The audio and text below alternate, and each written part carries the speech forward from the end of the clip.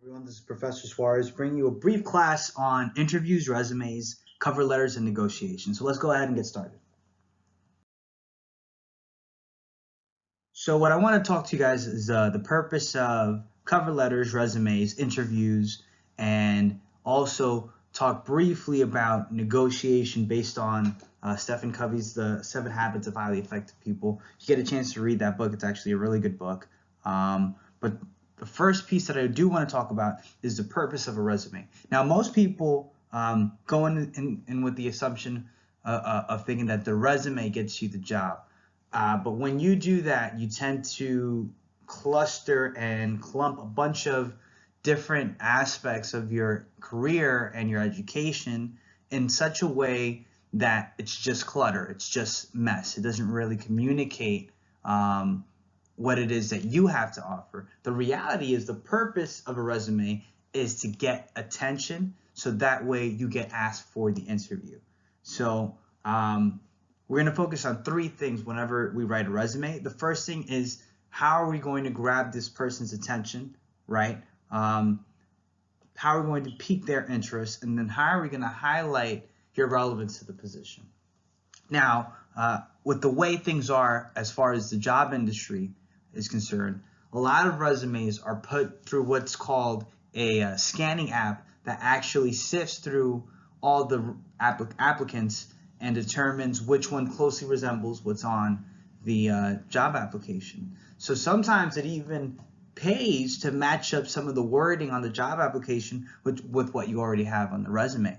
The other thing is to make sure that it's in a Word document that's actually readable by some of these applications. I know sometimes people will format it in a way that's actually more appealing and appeasing to the eye, but that might limit your opportunities because of the fact that it's not in a format that's easily readable by the application. So that's also something to take into account. If you're putting up applications on Indeed, or if you're putting up your information on LinkedIn, you want to have it in a format that's readable by these applications. And the last piece is you want to highlight the most important aspects or the most relevant aspects of the job first. So this means that if you have experience in the banking industry and you're actually applying for banking jobs, you want to put that first. You want to put that on the top of the list because that makes you more appealing than somebody who, let's say, has experience at Mickey D's or at a retail store. Not to say that those experiences aren't as valuable, because let's face it, if you have to do sales in a job and you have a retail job, those are relevant skills that you want to transition or transfer over into that position. So it really makes sense to determine what is the best way to approach any resume that you put for each different job. And again, you want to tailor it based on the audience. You want to make sure that the job position that you're applying for, the resume matches that. You don't want to use just one resume for every job that you apply for. You want to tailor each one to fit that specific job. One thing that comes up in our textbook is the AIDA principle, right? And the AIDA principle is pretty much attention, interest, desire, and action. And it was in chapter 10 where we were describing the different ways to do persuasive writing. So the first piece is attention, right? You want to be able to grab their attention with respect to a resume or even a cover letter or even at the job interview. You want to show that you are going to be a great employee that gives results, right? So the first objective has to highlight that aspect. Or sometimes the resume has a section of the objective. This is where you want to highlight that you're a great employee that brings results. And if you're able to be more specific, you're a great employee in the financial industry, a great employee in the restaurant industry, in the education industry, and these are the results you could bring to the table. That's really what's going to set you apart from other candidates. The second piece is interest, right? What I've done, what I'm going to do, and here are the results of the things that I do. And this is what's going to generate interest for the people who are interviewing you, right? When a person looks at your resume, they look at what are the experiences and ask questions based on that. Things like, so tell me a little bit about your job experience over at the toaster building factory, or some of your experience working as a tutor at Bergen Community College. All these things are jumping boards to really sell you and sell what you have to offer. And then the proof of the results are maybe a couple bullet points on what exactly did those things in turn do. If you were a person that did sales, what were your numbers? If you were a person that made sandwiches at Subway, how many sandwiches did you make? How many clients did you have to deal with? How did you encompass customer service? Did you get any rewards for customer service? All these things help to generate interest in you. You are the person of value at these interviews. You are the center of attention, and you want to make sure that you highlight that in a way that makes you more sellable. The third piece is desire, right? You want the company to want you. You want the company to desire your assets and your skills, and you want them to pay for it, right? And to pay the most amount of money for those things. So you have to go in detail as to what it is that sets you apart from everybody else. You ought to put it in detail. How exactly did the actions that you do from day to day translate to a higher profit margin for the company, or better results for the company? And how can you offer those aspects to the company that's doing the interview, right? And the fourth piece is action. You want them to invite you for the interview, and that's kind of the purpose of the cover letter, to really explain exactly what benefit do they have of not only reviewing your resume, reviewing the cover letter, but having you come in and interview for the position. So cover letters are pretty interesting, right? Because there's going to be positions that you apply for that don't ask for a cover letter. So the book makes a distinction between solicited application letters and unsolicited application letters, right? And what solicited just means is these are letters that they ask for, right?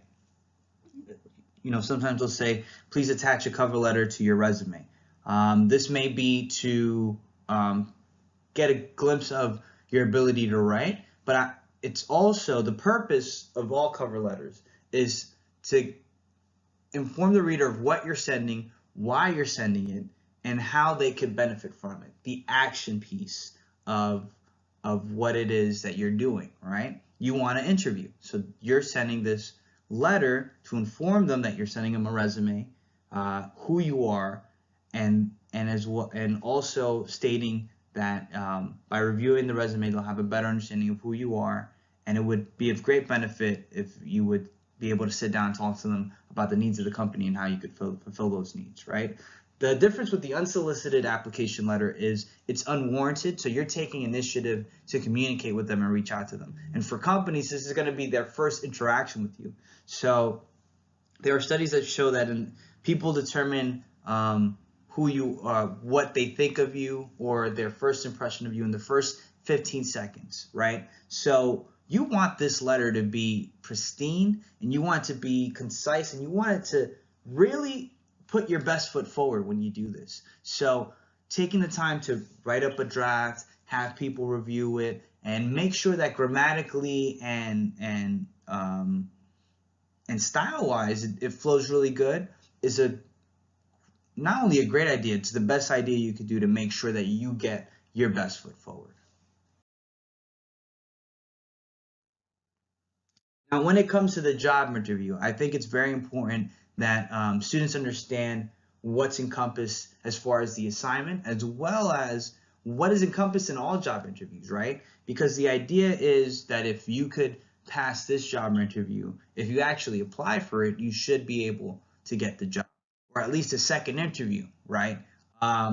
So what are some of the key things that encompass a job interview? Like I said before, the first 15 seconds, right? So you want to be sure that you dress the role, right? The first thing that comes to mind when it comes to a job interview is how you present yourself and how do you look, right? So if you dress professional, that's definitely going to make a good first impression. And it doesn't matter if it's an interview that's online or in person, you want to dress the role, right?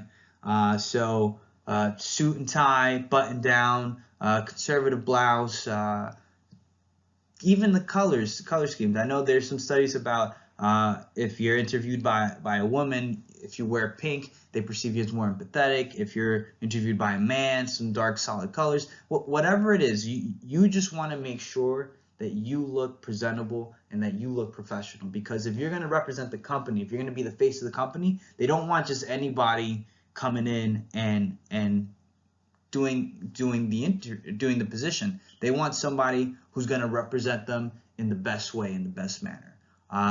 The second piece is prepare, man. You have to make sure that you know what you're applying for and that you understand the position you're applying for and what's expected of it. Because a lot of the questions that they ask you are based on those things, and it's clear cut, right? So this doesn't just mean that you prepare yourself to be asked. There are usually points in the interview towards the end where they ask you, are there any questions you have? At this point, this is the opportunity for you to make an impression on them. So you ask them questions about pay, benefits, what else do you have to offer as far as opportunities, or what else is there to offer in regards to my development in the professional world. Or you could use the time to really make your last pitch. Tell them that, I really want to work for this company. I'm really excited that I got the opportunity to interview, and I just want to let you know that if you do hire me, or when you do hire me, you will not be disappointed. That's really the time to do it. But if you're not prepared to have that conversation or to put that piece forward, you're gonna come off like you're rambling and you don't know what you're talking about. And that's the least desirable thing in a company or a person that wants to hire you, right? The last piece, the most important piece, is negotiation, and understanding that a job is an agreement between you and the business about an offer of time and talent for pay. And what happens is, a lot of times people going for a job interview are in such desperation that the business feels like they're doing you a favor, when the reality is that company needs you, right? So you have to position yourself in a way that you have the strength to say, you know what, if this isn't going to pay me the appropriate amount, I could walk somewhere else and get a job somewhere else. Why? Because I'm educated, because I'm talented, and I know my value. And if you don't know my value, that's not my problem. You see what I'm saying? But if you go in the position like, I need this job and I'll do anything for it, you're going to get undercut really bad. And then it's going to be nobody's fault but your own, because you didn't ask for the pay that was appropriate, right? Some people will argue that negotiating at this point in the interview piece might not be the right time, because again, you're still on the chopping block, right? But you also, I think it's important to make known what it is that you bring to the table, and at the same time what you value that at, and what other companies value that at. If I've taken the time to say, I've looked at other opportunities, and this is what they're offering me. Do you guys offer something similar? And that's not to say that I'm saying that you're not the only opportunity on the table. It's really to kind of put things in perspective of I know my value and other schools know my value. Do you know my value, and are you willing to pay that? And there are times when saying that, they offer me more and they tell me exactly what they could offer me. Again, this is just a negotiation tactic, so that way you give yourself the best opportunity and the best option. Now, unfortunately, because the book doesn't have a chapter on negotiations, I actually pulled from the book 7 Habits of Highly Effective People. So Stephen Covey, the author, talks about a couple of things, or a couple of different mindsets that people occupy when it comes to negotiation, and that is win-win, win-lose, lose-lose, lose-win, win, and then the final one, which is win-win or no deal, right? So most people occupy a win-lose mentality, where they want to win at the expense of others, only to see opportunities that benefit them. But if you reach a third alternative where both parties get exactly what they want, other people are programmed to give up and allow people to win. But the best options are really based on the context and the situations that you're in. So, for example, right? If you're in a basketball game, one team wins and one team loses, right? Um, but if you're on the team, right? If you think about it, the whole team has to win together, so they have to cooperate. But then you might have a star player that wants to get more ball time. So sometimes they operate on a win-lose situation where I have to score all the time, right?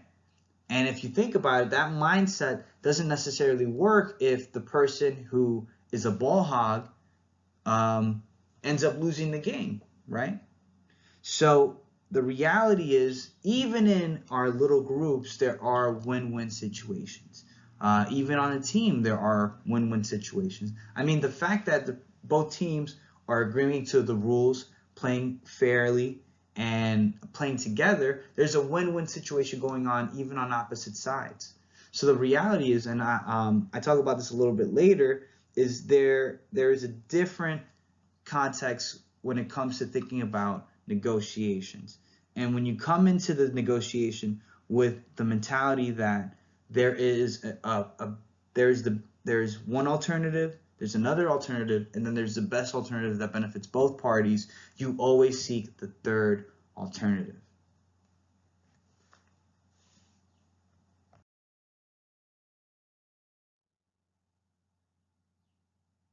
So Jordan Peterson talks about how the world kind of, and Jordan Peterson's a professor from Canada, um, who's a very prolific clinical psychologist. And we brought him up a little bit before, and I think there was a video in the class, but he talks about how the point of winning isn't necessarily to just win all the possible games out there. It's to play in such a way that you're invited to every possible game out there, right? And what this really means is, you have to be able to deal with people in a way that allows you to be invited to the conversation and to have your opinion valued and to also be able to get what you need for what you need to accomplish and what your team needs to accomplish, right? And if at any point any of these aspects deteriorates, then you find yourself in a position that you're not even invited to negotiate, to the negotiating table, right? And that really encompasses this aspect here where it's win-win or no deal.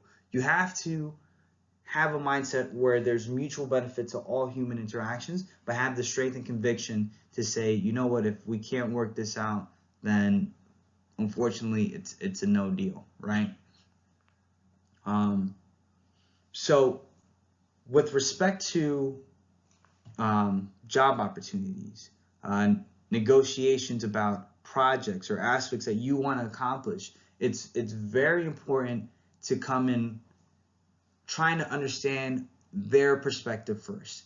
There's actually studies that show that when it comes to negotiation, the party that listens the most and speaks the least tends to get most of their values put forward.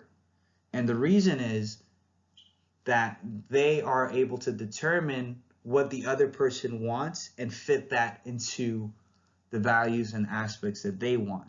And that comes up with a win-win situation where the other people feel like they're at least being understood. And that's really what negotiation meetings are about. Being understood, feeling like you're being listened to, feeling like your side of the table is having the opportunity to place their position in the mix. And people tend to value that more than just getting a handout or getting a deal, right? There may be situations where you find you have to do lose-win in order to get to win-win, right? You have to appease the person once, And then the next time you say, well, listen, I scratch your back. The only way I'd move forward is if you scratch mine. You see what I'm capable of doing. And if at that point they don't want to they don't want to help you out or appease you, at that point you say no deal. And it's no disheartening factor to you, but to go in thinking, well, I have to give up something that I want, my free time, in order to appease this company, or I have to give up my skills for free in order to appease this person. You don't want to go in that way. You want to go in with the idea that I'm gonna get exactly what I need to accomplish what I believe is best, and I want the other person to either contribute or to give towards my vision, or maybe I'd be willing to have a shared vision of something better. But as long as my values and my ideas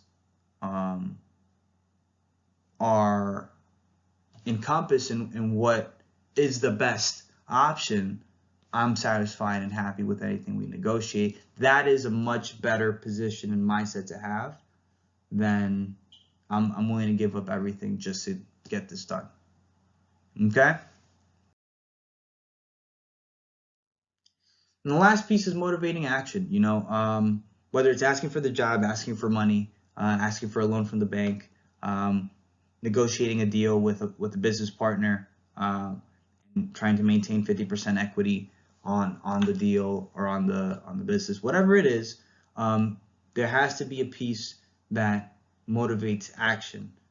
I look forward to getting the interview. I look forward to getting the job position. I look forward to working further with you on this proposition. Whatever it is, you have to ask for it, because if you do not ask for it, you will not get it. Plain and simple.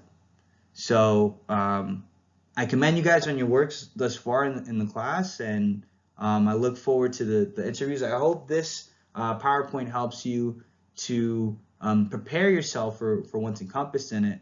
Any questions you have, you guys have my number and my email on the assignment. Feel free to hit me up and ask me, because I'm here for you guys. All right. This is Professor Suarez signing off. Good luck with your interviews and your assignments. Take care.